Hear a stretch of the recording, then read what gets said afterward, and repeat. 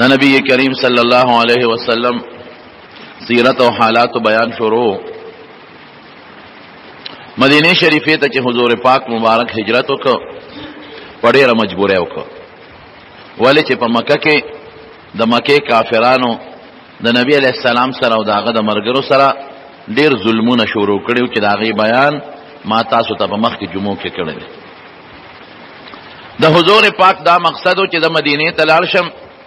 د دې خلکو نه به دلته په امن شم او محفوظ بشم، لیکن دې ظالمانو په مدینه کې نبی کریم صلی الله علیه وسلم پرې نه ښود. د مدینې چې کم خلکو پیغمبر علیه السلام ته پناهي ورکړې وه او ایمان یې راوړی، هغې له به یې دمکۍ ورکولې، نه پرې ښودل. وی تاسو زمونږ دشمن له امن ورکړی دی او زمونږ دشمن هم ځان سره ځای کړی دی، تاسو سره مونږ ګورو، دا دمکۍ به یې ورکولې. چې کم منافقینو په مدینه شریفه کې هغې منافقانو سره به ساز باز کو او هغې به لمسول چې د مسلمانانو خلاف سازشونه وکړي. او په مدینه شریفه کې چې کم یهودیان اوسېدل، چې پیغمبر علیه السلام لاړ د یهودو سره یو معاهده وکړه چې موږ به یو بل ته غږ نه کوو، د یو بل د دشمن مرسته به نه کوو، یو بل سره به د امن ژوند تېرو. نو دې د مکې کافرانو هغه یهودیانو سره ساز باز جوړ که وغیره پیغمبر علیه السلام خلاف لمسول شروع کړ. بل چې په مکه کې کم کمزوري مسلمانان پاتې وو، یا ښځې به هجرت یې نشو کولی، یا ماشومانو هغې هجرت نشو کولی، یا غریبانانو او غلامانو، هغې خلکو سره زیاتی شروع کړل، هغه به یې وهل او هغه به یې ټکول او هغې به یې پاتکړو تړل. ډېر انتهایي ظلمونه یې شروع کړل د هغې مکې د کمزورو مسلمانانو سره. د دین علاوه داسې ظلمونه شروع کړل چې مدینې ته به لاړل او د مسلمانانو باغونو او فصلونو ته به یې اور ورته کو راتښتېدل به. د مسلمانانو چراګاه و هغې کې به څاروي سرول. کرد ابن جابر فهري دی لاړ او هلته چې د مسلمانانو څاروي سې مړه کړل، سې ترې راوتښتول او چې کم په هغه درمن کې بوس یا نور کم څیزونه و هغې ته یې تیلې ورته که هغه یې وله وسوځول. دا ظلمونه دوی شروع کړل. کم مسلمانان چې به په لارو تلل او کافرو له به په ګوتو ورلل او به یې ونیول وهل ټکول به، نبی علیه السلام وی خدای د دې ظالمانو د لاسه خو موږ ډېر تنګ شو، کلې مو ته پرېښو، مکه مو ته پرېښو. خلک وایي ویره نبی علیه السلام جهادونه کړي دي د کافرانو سره، نه به یې کول، څه به یې کول. مکه مو ته پرېښوده، کورونه مو ته پرېښودل، چې کم په مکه کې زمونږ پټي و هغه مو ورته پرېښودل. چا نه ښځې پاتې شوې، خاوندان یې مدینې ته لاړل، چا نه بچي پاتې شو، مور و پلار ترې نه پاتې شو، بیت الله پاتې شو، د خدای کور مو ته پرېښود او ته لاړو، بیا په قلار نه پرېږدي، دې سره به څه کوو. نو نبي علیه السلام صحابو سره مشوره وکړه، یو فیصله یې دا وکړه چې د دې ظالمانو نه موږ پسې ځان خلاص کړو. نو د مدینې د مکې نه به شام ته دوی تلل. مکه خو داسې علاقه ده چې هلته خپل فصل نه زرغونېده، نو شام ته به تلل او شام ته به تجارتي غله او دا قصې پسې راوړې. نو نبی علیہ السلام دا سوچ وکړ چې د دوی کومه قافله شام ته ځي، نو په هغې باندې یو حمله کوو. داسې حمله نه کوو چې قافله وله لوټ کړو، خو لږ به ویرېږي دوی به ویرېږي، دوی به پوه شي چې دا خو که موږ مسلمانانو سره ظلمونه کوو، نو مسلمانان خو هم دا دی زموږ په قافله حمله کوي او د دوی ټول تجارت خو په شامو، نو او د شام لاره د مدینې خوا کې تېرېدله، نو که دا لاره په موږ بنده کړي، نو موږ به غنم د کمي، زمونږ خوراک به د کم ځای نه وي او زمونږ تجارت په مکه کې بغیر د سرمن نه بل شي نشته، څه به کوو. نو د دوی یو تجارتي قافله تله شام ته، نو حضور پاک سره د یو څو مرګنو لاړ په هغې باندې د دمکیو د یرولو دپاره. خو چې نبي علیه السلام په هغه لارې ته ورورسېد، نو دا قافله تې شام ته وتې وه. نو پیغمبر علیه السلام سره د صحابه واپس راغی، بیا ورته پته ولګېده چې هغه قافله د مکې د کافرو چې کوم شام ته تلې ده واپس را روانه ده. نو بیا ورته نبي علیه السلام سره د ملګرو وویل، په اتفاق دا و د خدای خوښ هم داسې وه چې دې سنګ میدان ته ورسېدل، نو قافله تې د لارې نه وتې و واپس مکې ته رسېدلې وه. دې لومبۍ ته غزوه ابوا وایي او دویم ته غزوه ودان وایي. بیا نبی علیه السلام ته پته ولګېده چې د قریشو یو مضبوطه قافله ده او د ابو سفیان په سردارۍ کې ده او ډېر تجارتي مال دی پکې، ودرېږه په دې یو حمله کوو چې دې ویرېږي موږ نه ملی شي. خو چې نبی علیه السلام څنګه عشیره یو مقام دی هلته ورسېد، نو ورته پته ولګېده چې هغه قافله شام ته رسېدلې ده، نو واپس رالل. بیا ورته پته ولګېده نبی علیہ السلام ته چې هغه قافله واپس د شام نه را روانه ده او مکې ته ځي. نو نبی علیہ السلام صحابو سره مشوره وکړه، به ځای چې د قافلې پسې د تجارتي کومه قافله ده دې پسې وځو، لږ یو پټی هراو دوی چې دوی مونږ نه لږ په قلار شي، مونږ خو وطن کلی بچي ښځې هر څه پرېښودل، بیا په قلار نه پرېږدي، مدینې ته راپسې راځي او زمونږ چراګاهونو باندې ورونه ورته کوي، زمونږ څاروي تښتوي، ظلمونه کوي. نو نبی علیہ السلام تیاری وکړه. دې درمیان کې تاسو ته مو چې د انصار د مدینې شریفې چې څومره وو هغې له به یې دمکۍ ورکولې، هغه هم نه پرېښودل چې تاسو ولې زمونږ دشمن له پنۍ ورکړې ده. نو د مدینې شریفې یو سردار و د یو لوی قوم مشر و د اوس قبیلې د هغه نوم سعد ابن معاذ و. دې لاړ مکې مکرمې ته. نو په مکه کې یو لوی کافر دی امیه ابن خلف، د هغه سره د دوستانه وه، دواړه غټ غټ تاجران. دا سعد چې به کله مکې ته لاړ د دې امیه سره به دی راو، او امیه چې به کله مدینې ته راغی او یا د مدینې په خوا کې به شام ته ته، نو د دې سعد سره به دی راو، د دواړو قریبي دوستانه او تجارتي تعلقات. نو حضور پاک چې هجرت وکړو دې درمیان کې سعد ابن معاذ به زدم بیت الله ته یو عمره وکړو، طواف وکړو. چې لاړ د هغه امیه سره دی راشي، امیه ته وایي اشنا زه خو طواف له راغلی مو د بیت الله طواف کوم. امیه ورته وایي داسې کار دی، هغه ورځې دې لاړې نور کله به ته دلته کولاو ګرځېدې په مکه کې او ته هم د مدینې سردار یې، نو زمونږ دې خلکو به ستا ډېر زیات قدر کوو. اوس د مکې خلک تاسو ته ډېر غوسه دي، ځکه تاسو زمونږ دشمن له پنۍ ورکړې ده، امن هم ورکړې ده. نو عمره طواف به کې خو لږ په طریقه داسې وخت کې به وځو چې څوک دې ونه ویني، هسې نه چې څوک دې ونیوي او څوک د سره جګړه ونه کړي. وی څه ټیم؟ وی غرمه. د غرمې په مکه کې ګرمي زیاته وي، نو عموما خلک ودي، غرمه به وځو نو طواف به وکړې، راځې به او بیا به ځې مدینې ته. وی ډېره ښه چې څنګه دې ووتل طواف لذي غرمه، چې چا نه یېرېدل او مغه حرامي سره میلاو شو چې ابو جهل مخې له ورغی. د سعد ابن معاذ ته وایي د صحابي ته هلکه څنګه بېغمه زمونږ په کلي کې ګرځې او زمونږ دشمن لم امن ورکړی دی او ته دلته بېغمه ګرځې، ته خو زمونږ دشمن چې دشمن لم امن ورکړ. افسوس چې د دې امیه سره زمونږ د سردار سره نه وې که نه چې ته مانه دلته جمدې پاتې شوی تا ته مې چل خوړلی. سعد ابن معاذ خو هم او د قبیلې د انصارو د مدینې د یو قوم لوی سردار و.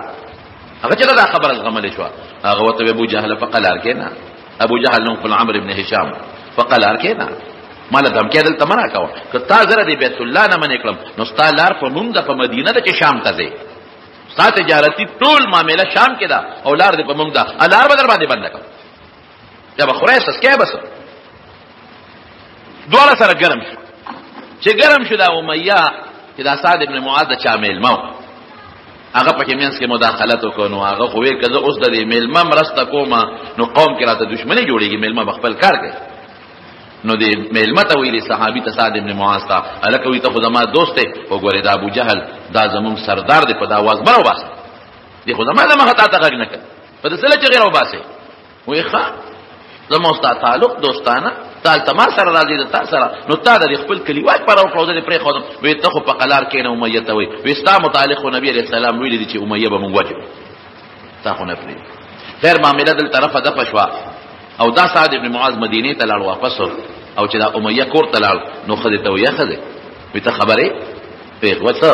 وی هغه میلمه د مدینې راغلی دا هغه د ابو جهل ګرمه ګرمۍ راله، ما د ابو جهل مرسته وکړه. هغه وایي چې نبي علیه السلام وایي چې مونږ به امیه وجنو، والله ما یکذب محمد صلی الله علیه وسلم، قریب دی چې په محمد خو چاته دروغ نه وایي، اخو رښتیا خبرې کوي، اخو دروغ نه وایي، او د هغه د خولې نه وتلي چې ما به وجنې، بلکې حافظ ابن حجر لیکلی دي وی قریب و چې اودسماتې ته تللی وې، دومره یاره پرې راله. ښځه ورته وایي مړه مه یېرېږه بې غیرته، هغه دلته نشي راتلی او ته بار څه له یېرېږي، نه که نه وایي دروغ نه وایي چې دا خبره د خولې نه وتې ده نو څه چل دی، هر ځای کې چې په ګوته ورلم. دا مې دې پورې درته وایي چې د مدینې خلکو له به دا دمکۍ ورکولې، بیت الله ته یې نه پرېښودل. خدای اوس عجیبه نظام کوي، دلته د بدر غذا جوړه شوه، څنګه جوړه شوه چې نبی علیه السلام په 14 د رمضان په 2 هجرې کې صحابه سره میټینګ وکوي ځکه چې زو خو موږ هغه تجارتي قافلې لا هغه له دمکی ورکو چې دا کافر موږ نه قلار شي. نو تاسو خو خدای کسو کلا سره په خپل خو خدای هم او کسو نه دی هم تاسو جنگي لخر له مقابله نه نزو. نو بعض صحابه کرام اوتل او بعض یو څو کس پاتې شو دي چې څنګه مدینې نه په 14 د رمضان اوتل بئر ابي عنبه وتوي د مدینې سره خوا کې وزیر یو خشتق خوږه وبوي خلکو بلاغې د مدینې ته وبرولې چې هلته ورسېدل. نو پیغمبر علیه السلام ټول صحابه کینول چې کوم ماشومان وغه واپس کړ وی تا والد حضرت براء ابن عازب رضی الله عنه دیم واپس کړ. عبد الله ابن عمر رضی الله عنه،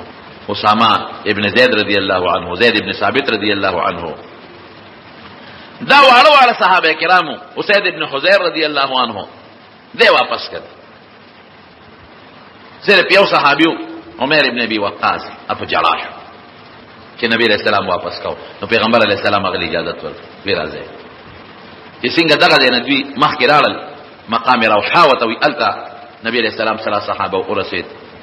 نو حضرت ابو لبابه رضی الله عنه دې اولېګه وته مدینه ته د مدینه امیر شوی تر څو چې د نیم راغلی زما جان آی مقام بته دی واپس کړ. او قافله د او دو جاسوسانه اولېګه د یو نوم حضرت بس رضی الله عنه او د یو نوم حضرت عدی رضی الله عنه دا دواړه اولېګل وی تاسو لاړ شئ او د قریشو دغه تجارتي قافلې موږ لا جاسوسي معلوماتو کې چې دا کم ځای را روانه ده موږ یې کم ځای مخو دا دواړه ته ورسو. د روحانه چې صحابه کرام لګ مخ کې لاړل یو بل مقام د صفرا وته وي هغه صفرا ته ورسېدل. نو هغه دوه جاسوسان راغلل د نبی علیہ السلام چې کم دوه جاسوسان هغه پیغمبر علیہ السلام تعالی وی صاحب وی دا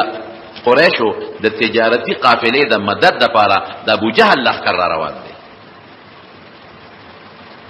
نو نبی علیہ السلام دغه ځای کې صحابه سره مشوره وکړه او د ابو جهل لخر ول څنګه روان شو.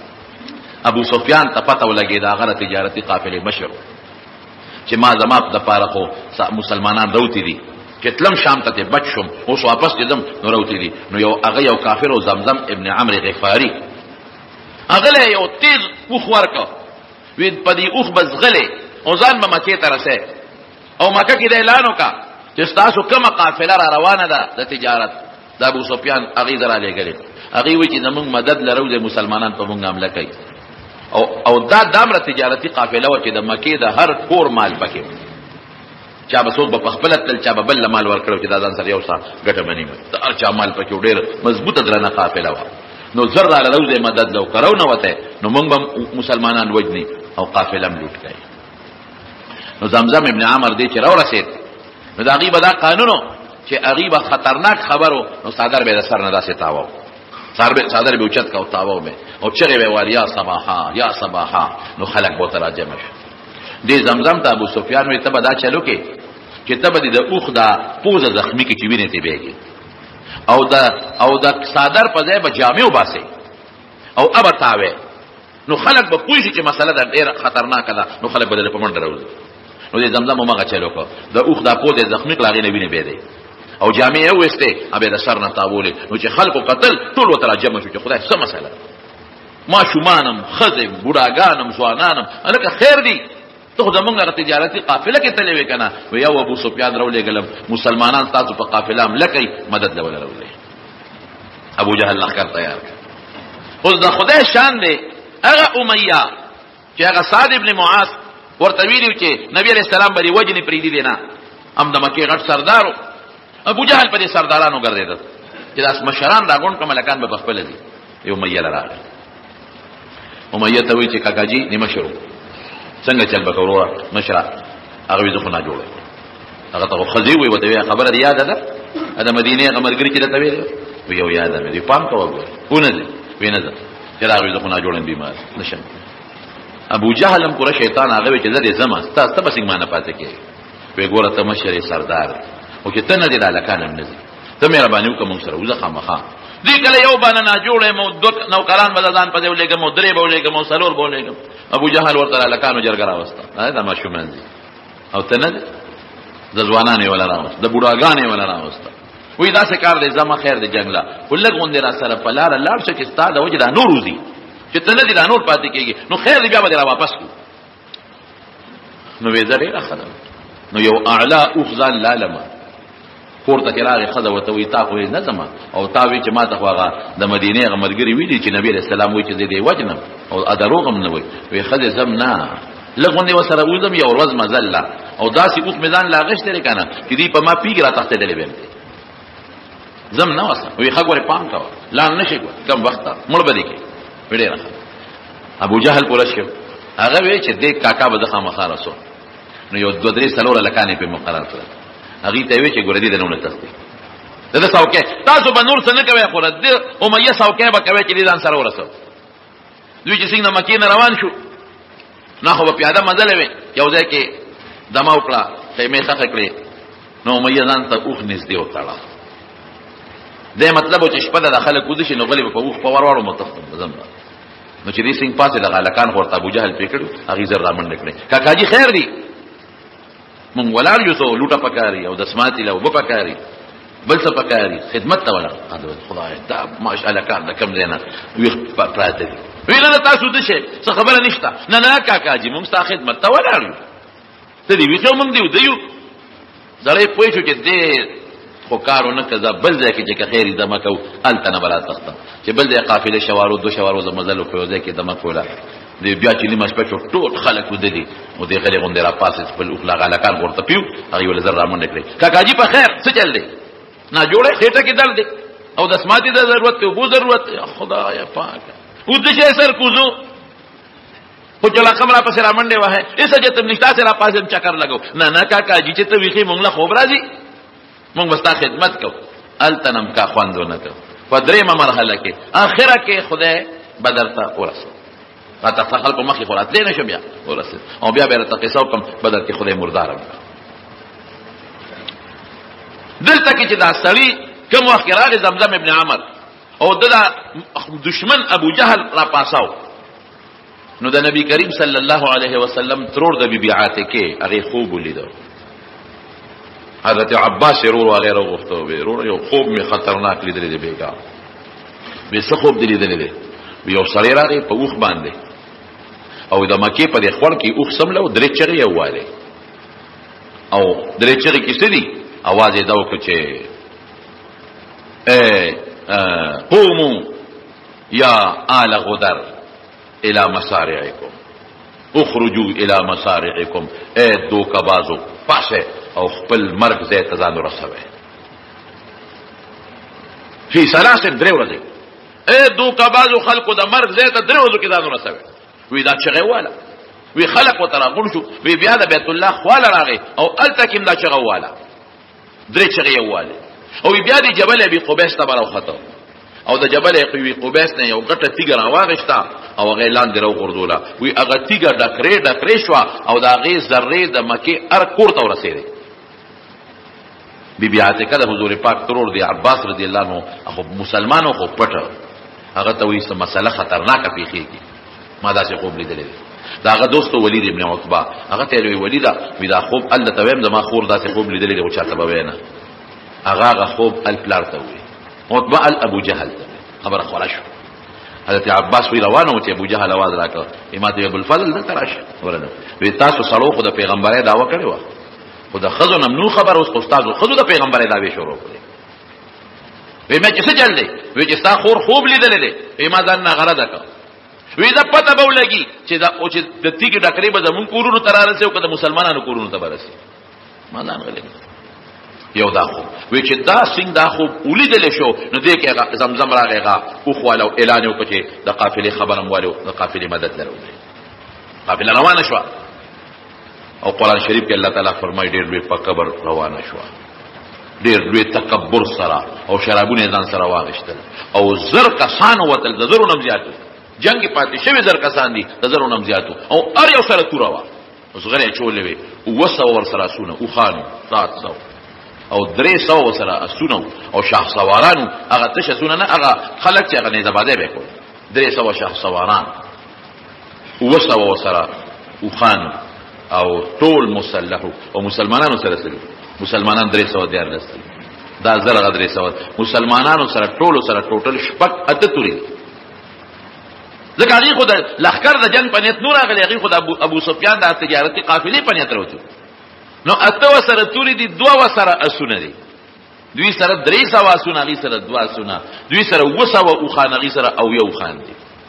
او یو اوښان داسې دي چې د سورلۍ اوښان دي، 3 کسان به پې سورېدل، لکه 2 به پې سوارو، یو به پړی نیولی و، یو به بره ختېده چې ستړی کېده به بل به کوزېده. نبي کریم صلی الله علیه وسلم سره هم 2 کسان ملګري،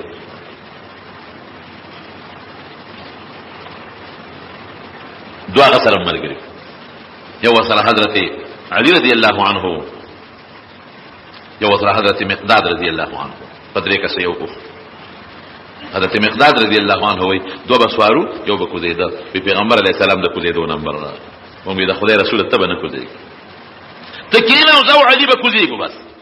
کله به زه پیاده سفر کوم علي به بری، کله به علي کوزېږي زه به بریم، ته به نه کوزېږې. وی نه، تاسو ما نه تکړم نه یې او زما په نسبت ستاسو ثواب زیات نه دی، خو زما زیات وخت دی. وی قسم دی چې حضور پاک به په خپل نمبر کې کوزېدل او د اوښ پړی به یې نیول، مونږ به به رسوالو. داسې عاجزي به په نبي علیه السلام کې او بهترین اخلاق. نو او یو خان 2 آسونه، 8 تورې، 6 زغرې او باقي ټولو سره د کجورو ډانګونه. او کافر ټول مسلح دی، هر یو سره توره او زغره او نیزې دي وسره، او لوی د جنګ په نیت را روان دي. ولا تکونوا کالذین خرجوا بطرا، قرآن شریف کې الله وایي دغه خلک چې د کبر او د جوش په انداز راووتل. چې ابو جهل لښکر راووته نو جهم ابن السلط دام د پیغمبر علیه السلام د خاندان نو، هغه ما یو بل خوب ولیدو. ویرالما وی خوب دینم چې یو سړی راغی مکې مکرمې ته او په یو دغه باندې سور دی په اوښ باندې، او چې څنګه راغی نو اوښ یې سملاو او په توره ووو، او د هغې نه دا وینې داسې اوچتې شوې، او چې څومره د مکې د خلکو خیمې دي نو خیمو ته اساس کې ورسېدل. هغه ملګرو ته وایي چې داسې خطرناک خوب مې ولید. ابو جهل بیا عباس رضی الله عنه ته، عباس دلته راشه، تاسو کې خو ډېر پیغمبران پیدا شو، خور دې بیا له پیغمبره د خوبونه نه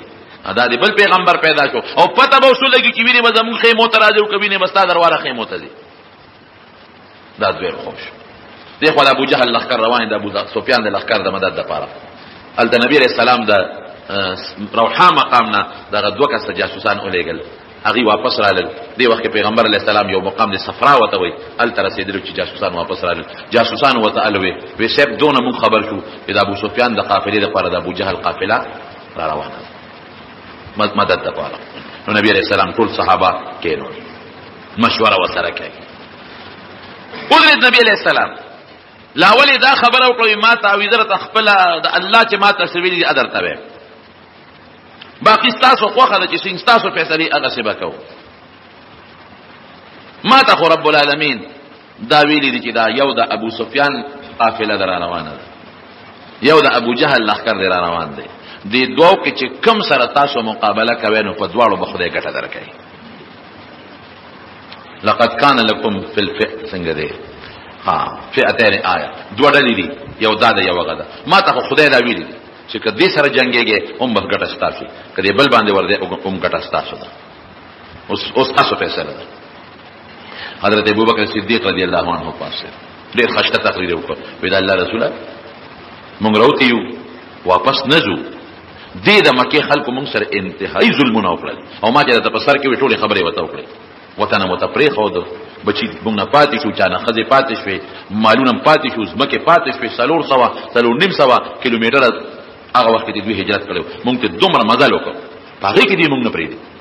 3 کاله رضی د لاسه مونږه په شیب ابي طالب کې تېرې کړې، د ونو پاڼې م خوړلې دي، ستا په ملا مبارک یې لرې غورځولې دي، او دا صحابه کرامو له څومره سزاګانې ورکړي دي. حبشې ته هم ته هجرت وکړو، مدینې ته ترالو، اوس هم مونږ نه پرېږدي، مونږ له پیغورونه راکوي، انصار راته لمسوي، د مدینې یهود راته لمسوي، منافقان راته لمسوي، او بیا زمونږ په چراګاهونو راځي حملې کوي، او زمونږ په فصلونو او مالونه سوځي. د الله رسوله زمونږ رای خدا ده چې ستا خوښه ده، په هر یو چې ورځو مونږ در نه رسطو کوي. حضرت عمر پاسې دغه مخمدیدار تقریر وکړ. حضرت مقداد ابن اسود رضی الله عنه پاسې دغه ډېر ناشنا تقریر وکړ. د الله رسوله او پیغمبر علیه السلام چې به یو تقریر کو نو دا आवाज به کو اشیر علی ایها الناس، مرګرو مشوره راکې، مشوره راکې. حضرت مقداد پاسه د الله رسوله وستاسو خیال دی چې مونږ به تا میدان کې یوازې پریدو، مونږ به نه تختو داسې چته کې، مونږ به لکن نقاتل عن یمینک وعن شمالک وبین یدیک، وقت مونږ بستانه یو خوا بل خوا مخ کې رستو جنگ کو، مونږ د موسی علیه السلام د قوم په شان قوم نه یو چې موسی علیه السلام ته وی اذهب انت وربک فقاتلا انها هنا قاعدون. موسی علیه السلام قوم موسی علیه السلام ته عزت او خدای دې جنگونه کوي، مونږ نشو، مونږ د جنگ ولا نه، مونږ بدل تناسو، مونږ هغه نه یو، مونږ بستانه مخکې رسو جنگيږو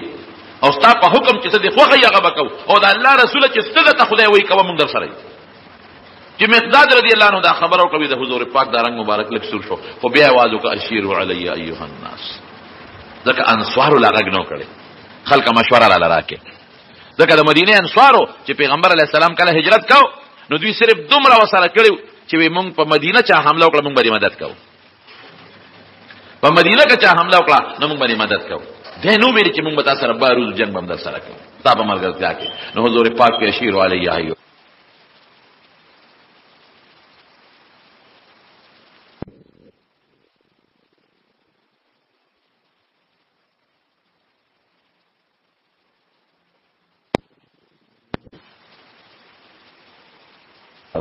وی دا الله رسول ستاره اشاره جوړ ممتري وی خبره لاسته او زمون پتا کله چې یقین نه کېده خدای پیغمبر او مون ستا مضبوطه تابعداري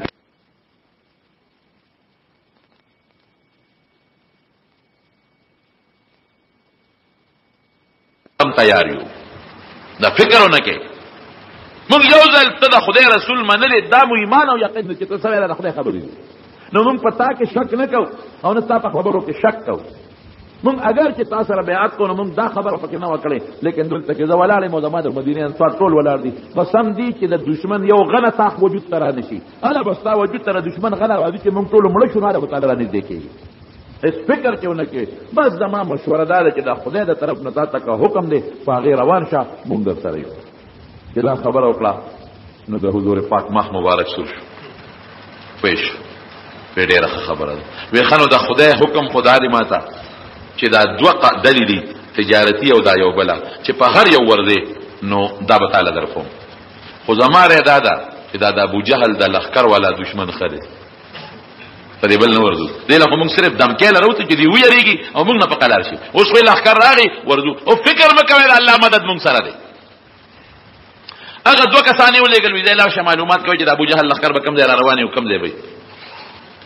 اغي لال او صحابه کرام روان شو په لار باندې، اغي چې څنګه لاړ لغه بس بته ودی نو دا بدر چې کم ځای کې کوي دی د دوی کوي سره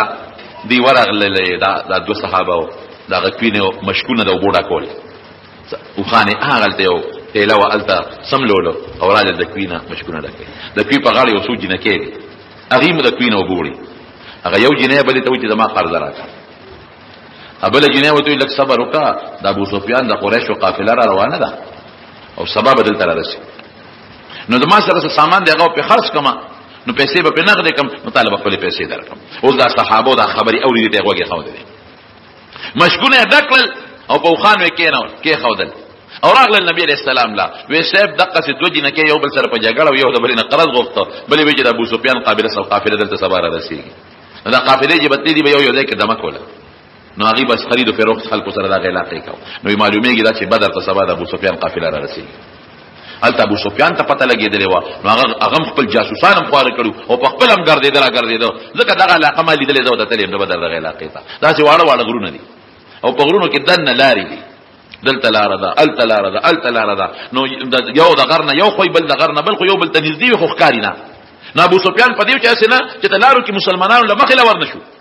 نو هم ګرځیدل لګیا دي او معلومات کوي چې مسلمانان کم دي د کویلا پر رسید ابو سفیان چې را رسید د په غاړه غجینه کې ناشته اجینه کوته وي ناشنا خلک هم نه دي د پر علاقه کې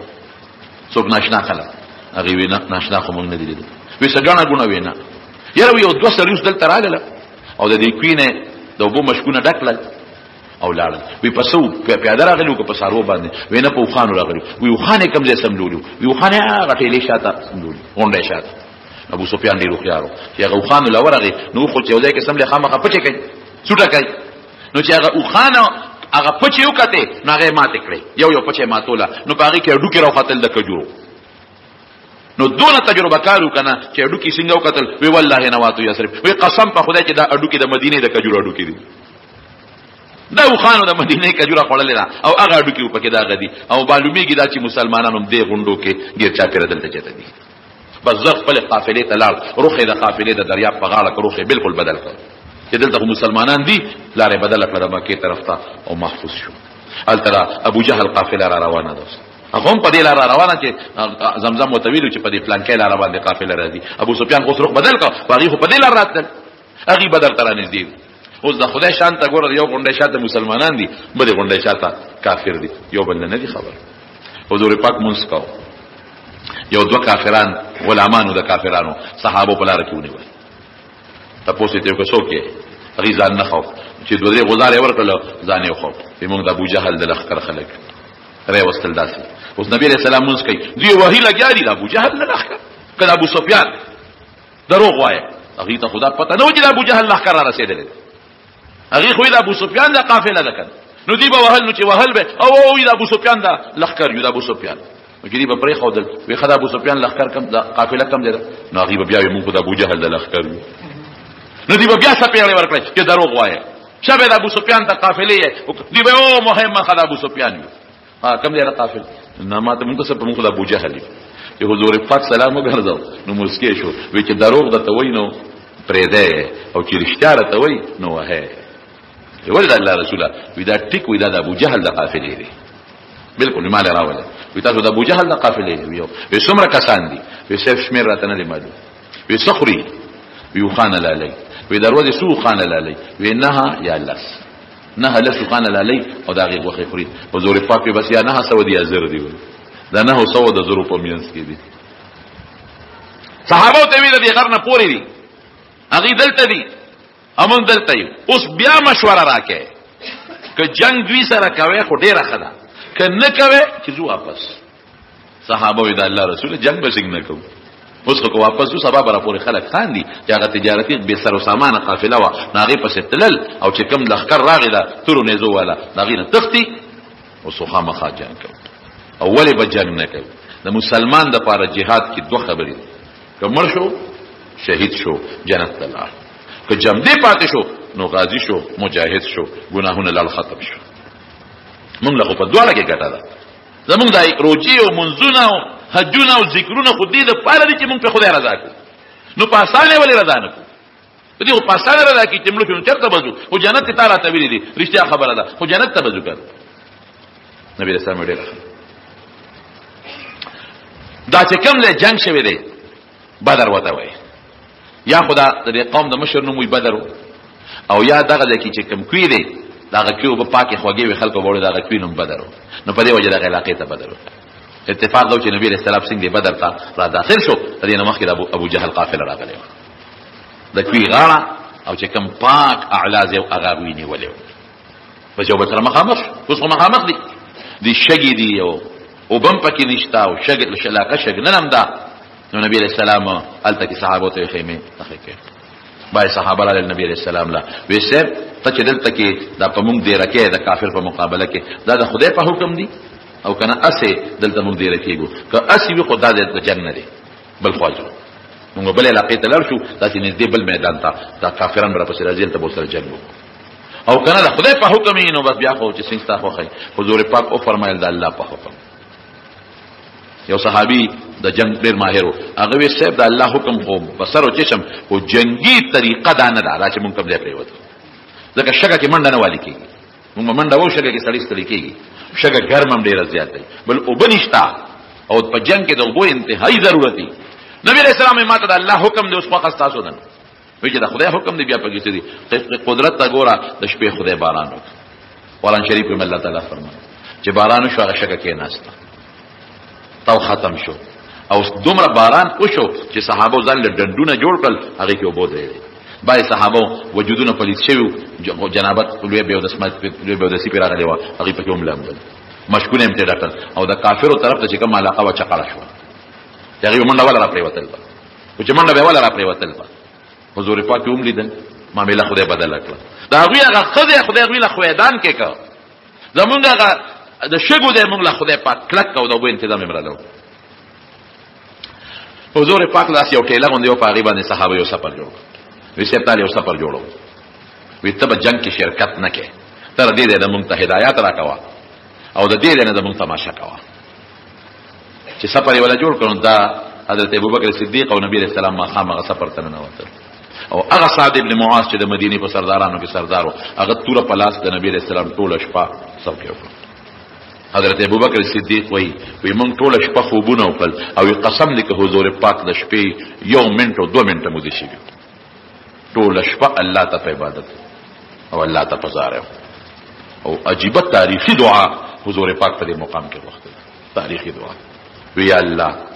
ما ډیر مهنت وکړ په مکه مکرمه کې په مدینه منوره کې او خدای دا 314 مرګري میدان له پیدا کړی دا 314 نور نشته په مقدس مکه ستا نوم والا دقه دي نور نشته او الله دا ډیر غریبانان دي خدایا مالدار نه دي ګوره مالدار هغه دي مقابله کې راته ولر خدای دا کار دا بندو والا نه دي بندو والا خدای هغه دي مقابله کې ولر خدای دا بے کسب سو کدي کبرجن ندي کبر والا خدای هغه دي مقابله کې ولر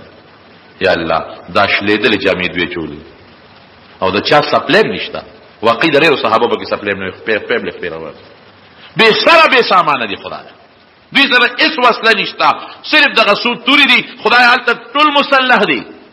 اس وسره نشتا صرف یو سیز دی پروردگارا چې هغه ستا په دشمنه ته مقابله کې ولر دي او دا زما د فقیران مسکینان به سوکا خدای ستا په امداد د دوی یقین او ایمان دي الله ما به نذلیل کې ګوري خدای ما دوی سره وعده کړی چې تاسو سره به خدای مدد کوي نو خدای ما به نذلیل کې الله ما به نه رسوا کې ګوري خدای ما به بے وعده کې نه ځکه ظاهر کې خود سړی دې ته ګوري نو 314 زر او د کجورو د ډنګ مقابله په توره کم ځای کېږي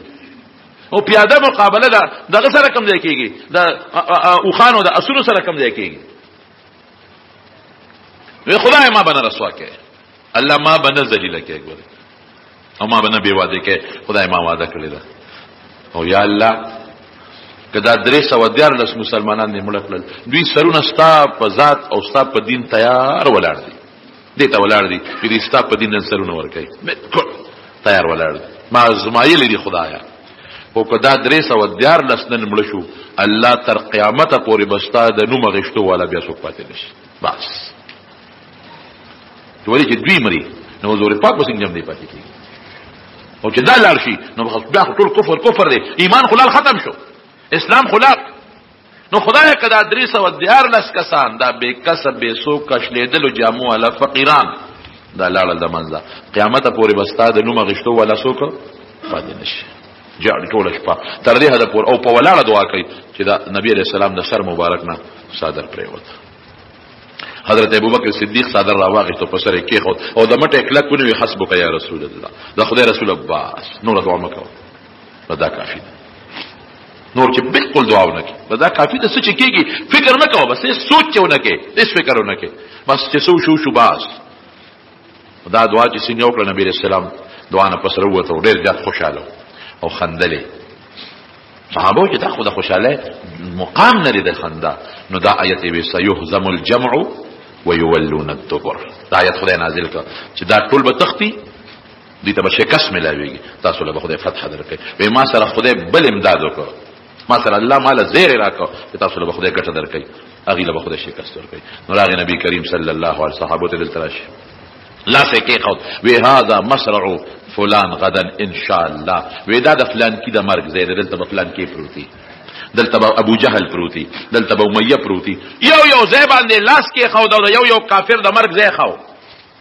یو صحابي وی زماده د الله په ذات قسمی چې پیغمبر علی السلام د کم کافر نو مغشتره په کم ځای لاس خو دري وی په اقد سار لاغه کافران مردار پراتو وی دا غینه لګم اخوا دي خوانو الله پورا مدد وکړه اخواتت 1000 فوج مخامخ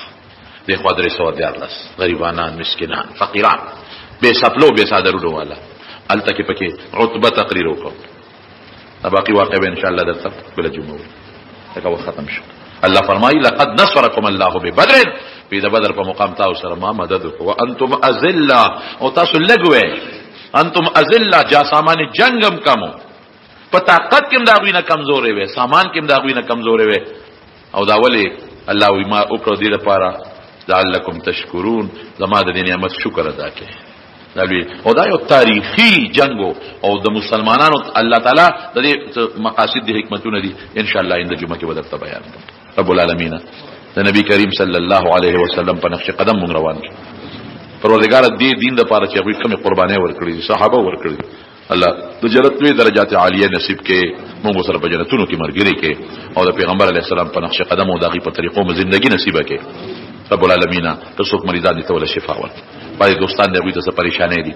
او دعای غوښتي د وختي مانه په ټلیفون دعا وکړي چې خدای پاک هغه پریشانې په خوشاله باندې بدلې کړي خدای د حاجتمندو حاجتونه پوره کړي الله زموږ ګناهونه معاف کړي خدای مونږ ډېر کمزوري او ډېر ګناهګار یو خدای زموږ ګناهونه معاف کړي الله زموږ توبې قبول کړي خدای چې څوک په ټینشن کې پریشانو کې مبتلا دي ټینشنونه پریشانې وته په خوشاله باندې بدلې کړي الله مشران چې چا وفات مغفرت نصیب کړي خدای زموږ د خیر او د برکت جون نصیب کړي خدای چې چاته سب په کورونو کې بهر مشکلات په خوشاله بدل کړي د مخلوق شر نه مساته خدای زموږ بچي اولاد له فرود جون نه وساته چا چې بچی نه دي خدای نشته نارینه اولاد نصیب وګرځول کړي پروردگار چې یو بل سره رواني دشمنی طرفګری په روغ باندې بدل کړي څومره مسلمانان چې جمعه ته منځل راځي خدای په یو قدم اجرونه نصیب کړي خدای کله چا نو کړي ته د حلال روزګارونه ورکړي رب العالمین که څوک مزمیداري کې رزق کې برکت واچي که څوک کاروبار کې برکت واچي که څوک نوکری کې تنخواګانو کې برکت واچي خدای زموږ د ټول د عبادت ژوندۍ نصیب کړي او استاد رسول تابعداري خدای نصیب کړي او د شیطان د نقش قدم نه مساته او خدای اخر وخت په خپل کلمه نصیب کړي لا اله الا الله محمد رسول الله ما ځان په دې تقریر کړی خو یو غنټه تقریر غواړي مور پلار خپل بچي اخلي نو بس کو بچي د مور پلار نافرمانی کوي نو خود به خود عقل او چې نافرمانی نه کوي او اسه مور پلار ته ځان خپقینو دا خبره بیان ده دا به وخت اذان ګناه ده که چا به وخت اذان وکړو نو دوباره په وخت کې داغي اعاده وکړي دا کرے په کور پیسې اخلي پاره کې زکات شته کې نشته دا کم کورې کرے راغشتري داغي په سرمایه کې زکات نشته او چې کومه کرے په اخلي نو که هغه نصاب ته ورسیږي او کال په تیر شي نو زکات به ور کوي یا نور مال وسروي نو دا کاری دغه سره یو ځای کې چې د نور مال زکات ورکړي درې هم زکات ورکړي یو خدای نه جوړه دا بیمارم دا او ډاکټر روجونه منع کړی دا نو مخکې روجي ورکړي نه رمضان